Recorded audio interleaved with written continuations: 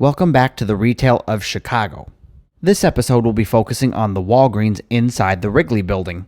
But first, we need to make our way from the State Street shopping district over to the Magnificent Mile shopping district on Michigan Avenue. We'll take a brief look at some of the retail and landmarks as we pass by. Just after passing by the Walgreens here on State Street, you'll come upon the Chicago Theater, which opened on October 26th of 1921. This iconic theater was designed by architects Cornelius W. Rapp and George L. Rapp. This theater boasts stunning French Baroque architecture, stylized and characterized by its grand exterior and opulent interior. Unfortunately, I wasn't able to go inside to check out the interior and show you what it looks like. Most theaters, you have to have tickets in order to get inside, and that's probably the case with the Chicago Theater as well. I highly recommend if you can visit the city at night and take a stroll past this iconic theater. The marquee is absolutely amazing, all lit up. And it's this marquee that's one of the most recognizable symbols in the city, featured prominently in many movies and TV shows and known throughout the world. The theater has a seating capacity of around 3,600, making it a significant venue for various performances and events. In the 1980s, the theater underwent extensive restoration to preserve its historic charm and architectural features. Beyond its architectural significance, the Chicago Theater holds a huge cultural importance as a symbol of Chicago's rich entertainment history.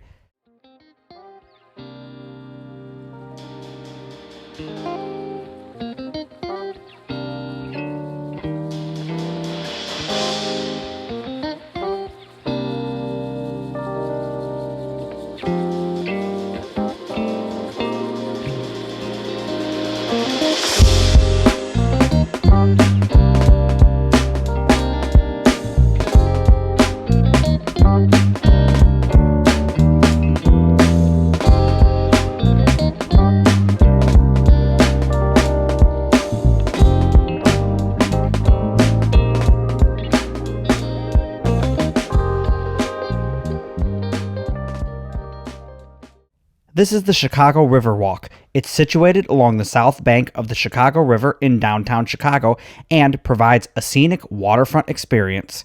This is an awesome place to stroll along the river and take in some of Chicago's most iconic architecture, like the famous Marine City apartment towers or the world-famous Trump Tower and Hotel.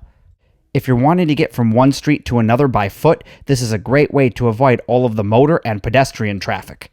Now, I'm sure during the summer months when the weather is nice, this is probably a lot busier, but when I visited, it was the middle of winter, and so there weren't a whole lot of people out on the Riverwalk. The Riverwalk began its development starting in the early 2000s, with each phase adding unique features and amenities. It consists of several distinct sections, each offering a different atmosphere and activities, including the Marina Plaza, the Cove, and the River Theater. The Riverwalk provides opportunities for various activities including walking, dining, kayaking, and architectural boat tours. This is going to be a hard concept to grasp, but you know the feeling you get when you take a walk through nature? Well, this kind of felt like the city version of that. Just being down here was peaceful. And I know that's going to sound weird. Peace in the middle of a bustling city like Chicago? Well, I believe you can find peace anywhere if you try hard enough. Whether you love him or hate him, you really can't deny that the Trump Tower is a marvel of engineering and architectural beauty. Standing at 98 stories, it's one of the tallest buildings in Chicago and the United States. Construction on the tower was completed in 2009 and officially opened in January of 2010. While not as well known as the Willis Tower, Sears Tower Sky Deck, you should definitely visit the Sky Deck here at the Trump Tower as it offers amazing views of the city. I've now made my way over to the stairs that lead up to Michigan Avenue. We're going to go check out the Wrigley building and the Walgreens that's inside of the Wrigley building. It was really cool, but first we still need to get across the river. Now, I don't know if it's like this in the summertime because I've never been to the Riverwalk during the summer months, but it was a huge stark contrast coming up from the peaceful, quiet Riverwalk to all the noise of the city. This is the building that's home to Fannie Mae Chocolates. It was founded in 1920 in Chicago and has become a beloved local institution. While visiting Chicago, make sure to stop in and pick up some of their delicious chocolate, and I can confirm it was delicious, even comparing it to some other local candy companies from around the country.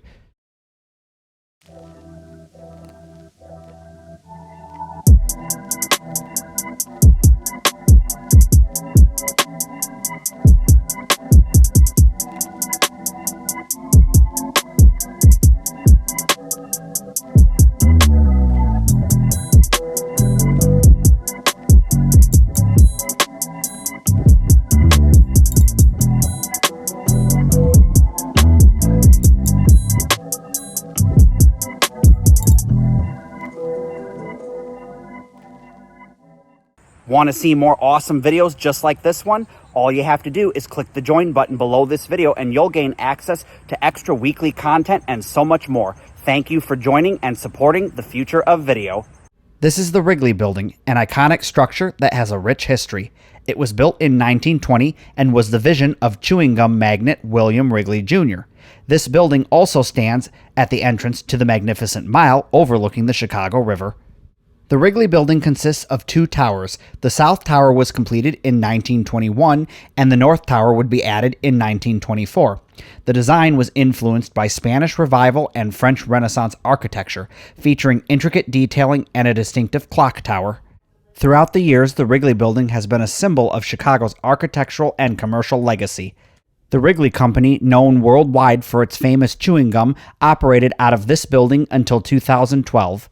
Despite changing ownership, the Wrigley Building remains a cherished part of Chicago's skyline and a testament to the city's history and architectural significance. So let's head inside and check out this Walgreens that occupies the first two floors of the North Tower.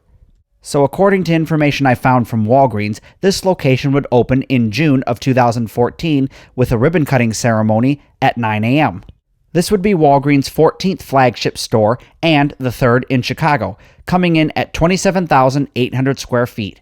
This was my very first time ever visiting a Walgreens in a downtown area, let alone a two-level Walgreens. I'd never seen one of these.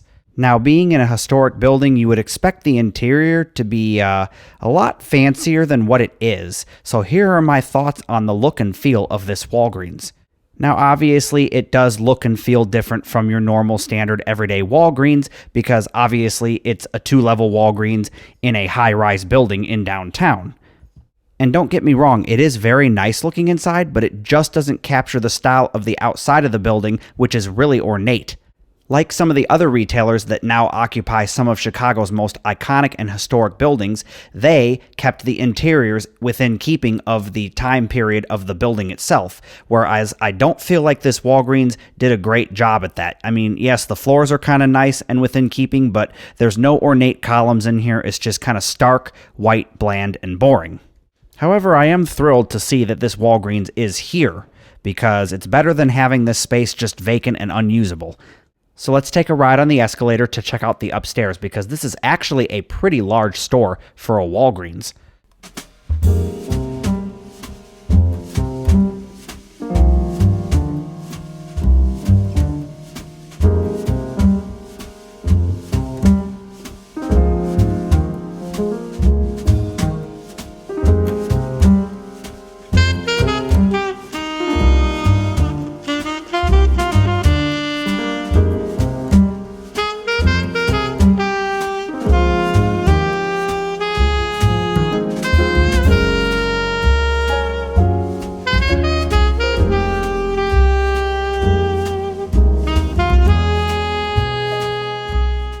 I found it really odd to find all of this knick-knack type stuff like tourist things in a Walgreens. I'm not used to that, but then I guess we are on the Magnificent Mile here in Chicago, and it's a tourist area, so it makes sense.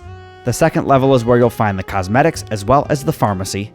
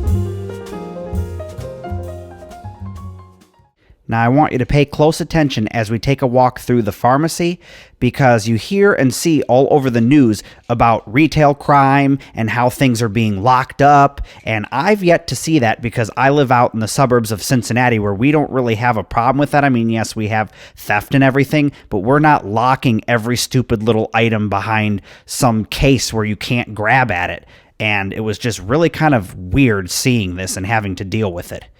I guess now I can understand everyone's frustration where it's like, I just want to go and shop for my items, pick them up, get in and out quickly, and now you have to call for someone. It's really annoying, and I would just be like, forget it. I'm just not going to buy anything from a store like that. That's going to do it for this look here at the Walgreens inside the Wrigley building here in Chicago. If you'd like more content just like this, then check out the Patreon link on screen and in the description box below, as well as my YouTube membership. Like, comment, subscribe. More awesome videos just like this are only a click away, and I will see you on another episode of Urbex.